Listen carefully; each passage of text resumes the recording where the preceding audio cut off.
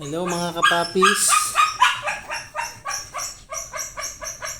mga kabuli. Ayan na po ang aming exotic bully. Ito yung pinakamaganda. Grabe. Tingnan nyo na lang oh. Laki ng ulo. 1 month pa lang yan. Isang buwan pa lang yan. Laki ng ulo.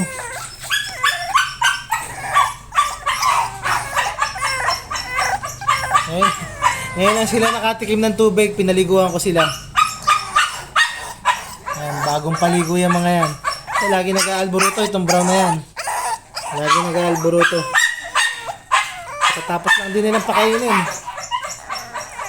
Grabe.